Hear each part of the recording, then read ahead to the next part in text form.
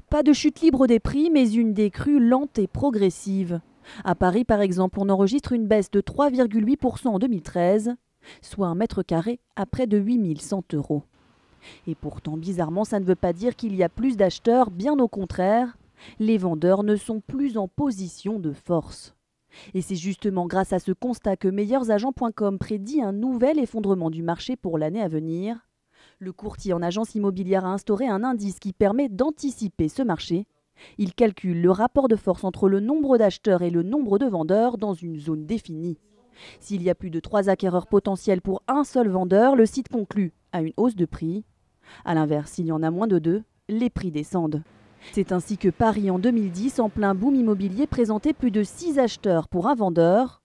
Et aujourd'hui, la capitale n'en offrirait plus qu'1,2. La baisse des prix est alors estimée entre 3 et 5%. Et cette baisse est encore plus significative dans les régions où il y a moins d'un acheteur pour un vendeur. C'est le cas à Marseille, Nice ou Strasbourg, où les prix devraient chuter de 5 à 7%.